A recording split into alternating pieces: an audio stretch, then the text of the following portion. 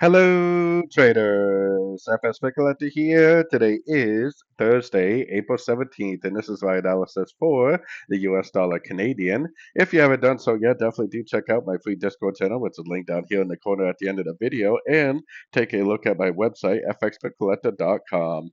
So anyways, the US dollar CAD, we did have a pretty significant break of structure to the upside, so I would kind of expect it to go up to one of these higher fib levels. The problem with that is that we are definitely in a downtrend on all the higher time frames. So it could literally just go up a little bit, just bounce from a 38% and just continue the downtrend, making an ABC correction. So unless you're trading below the 1 hour time frame, scalping, I would still be focused on shorts if I was, more of a day trader or a swing trader. If you're more of a scalper, then you could try to go long, maybe taking it up to one of these higher Fibonacci levels before you actually exit your longs and go short again. We had to keep in mind that this move up is very likely just a correction to this last move down. It very likely will just make some sort of an ABC shape, WXY or something like that, some sort of an Elliot wave pattern up to a Fibonacci level before it potentially continues the downtrend again.